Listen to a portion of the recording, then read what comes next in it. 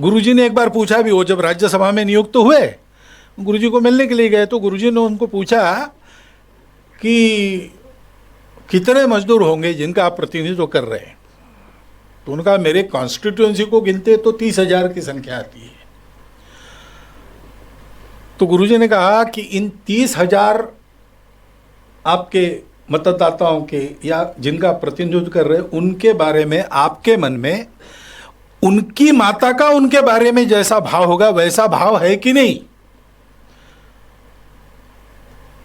अगर ये नहीं है तो फिर उसमें तुम काम नहीं कर सकते।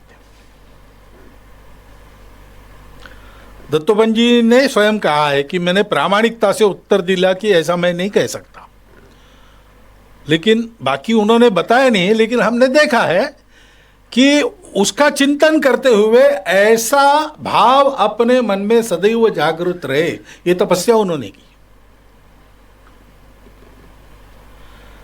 और इसलिए जनता के सुख दुखों से एकरूप होकर उसके लिए सारा करना।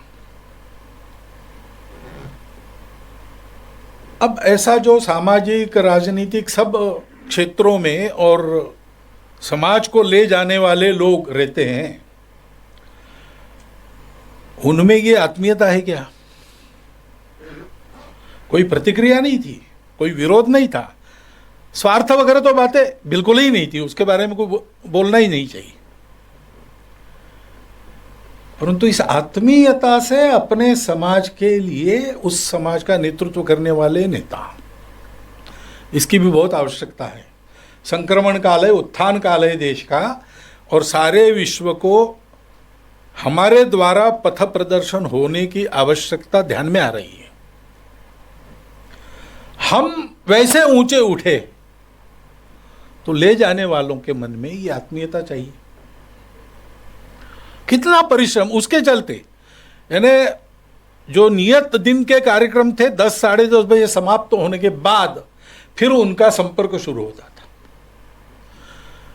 और छोटा सा एक टिन लगाकर झोपड़ी है, वहां एक कार्यकर्ता रहता है, उसके घर भी रात को जाएंगे, 11:30 12 बजे भी जाएंगे, हालचाल पूछेंगे, आधा कप चाय मिली तो पिएंगे, चलेंगे। मैं 4-5 बार उनके साथ इस उनके प्रवास में गया हूं। दिन भर व्यस्त कार्यक्रम रहा है, वास्तव में विश्राम की आवश्यकता है, लेकिन स्कूटर लेके उनके साथ जा रहा हूं। 1:30-2 बजे वापस आएंगे, 4 बजे फिर से वो तैयार है।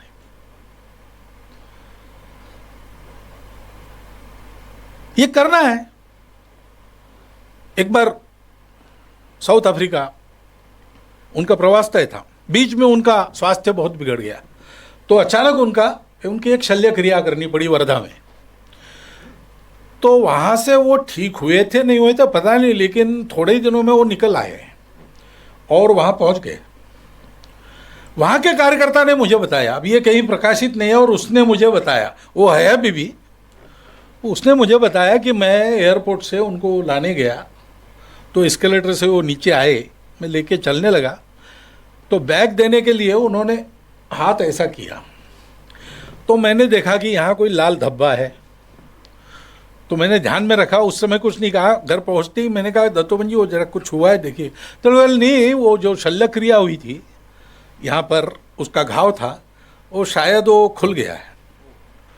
इस अवस्था में वो प्रवास करते थे, और ये उन्होंने नहीं बताया, ये उसको दिख गया इसलिए उसने पूछ लिया, नहीं तो उनको तो पता भी नहीं लगने देते वो किसी को। अब ये इस प्रकार का जो जीवन होता है वो उस जीवन की आवश्यकता है। उस जीवन का जो आविष्कार है, उस आविष्कार का एक शिखर हमको इसमें दिखता है।